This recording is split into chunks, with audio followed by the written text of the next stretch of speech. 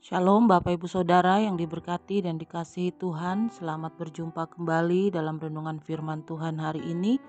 Mari kita berdoa bersama.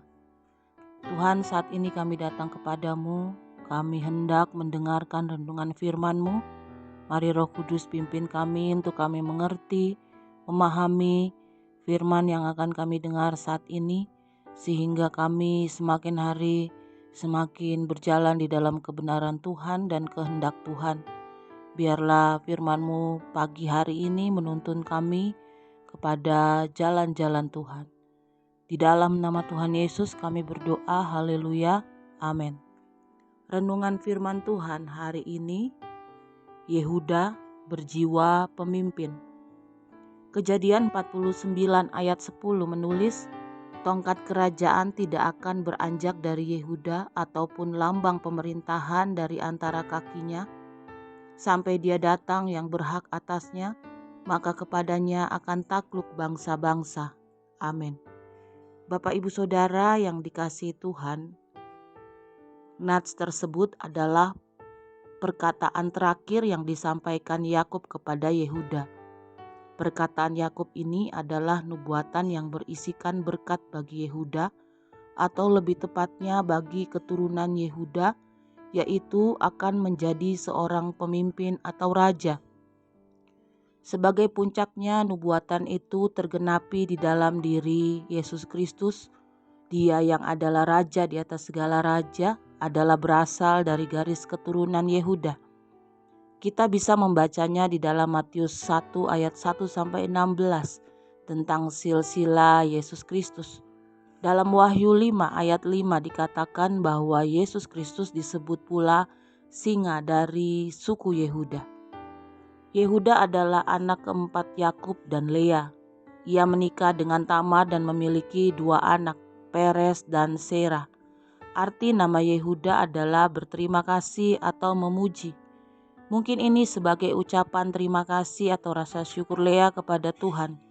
Apa kelebihan Yehuda?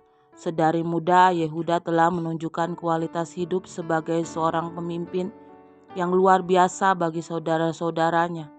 Setiap perkataan, ide, dan nasihatnya selalu didengar dan ditaati oleh saudara-saudaranya. Ketika saudara-saudaranya berniat hendak membunuh Yusuf, dengan tegas ia melarangnya. Firman-Nya menulis, apakah untungnya kalau kita membunuh adik kita itu dan menyembunyikan darahnya? Marilah kita jual dia kepada orang Ismail ini. Tetapi janganlah kita apa-apakan dia, karena ia saudara kita, darah daging kita. Dan saudaranya mendengarkan perkataannya itu. Kejadian 37 ayat 26-27. Nasihatnya didengarkan sehingga Yusuf tidak jadi dibunuh. Juga saat Yusuf bersandiwara hendak menahan Benyamin dan menjadikannya sebagai budak di Mesir, sementara saudara-saudaranya tidak bisa berbuat apa-apa, Yehuda berani angkat bicara membela Benyamin, bahkan ia menawarkan diri menjadi budak Yusuf sebagai ganti adiknya. Firman-Nya menulis, oleh sebab itu, baiklah hambamu ini tinggal menjadi budak tuanku, menggantikan anak itu, dan biarlah anak itu pulang bersama-sama dengan saudara-saudaranya. Kejadian 44 ayat 33.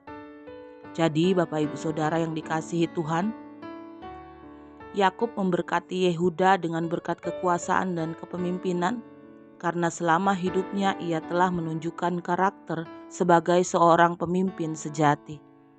Mari kita belajar dari kehidupan Yehuda. Amin. Mari kita berdoa. Terima kasih Tuhan untuk renungan firman-Mu.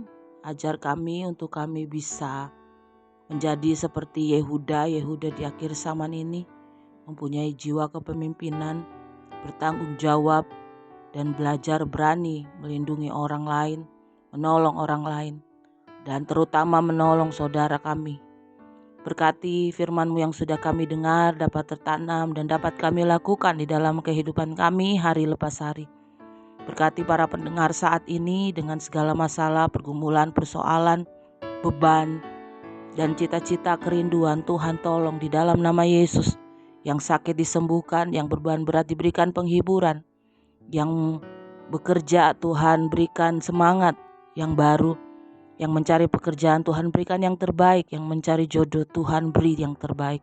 Di dalam nama Tuhan Yesus, berkat-Mu melimpah atas kami sepanjang hari ini. Haleluya. Amin. Selamat beraktivitas. Tuhan Yesus memberkati kita semua dengan limpah hari ini. Amin.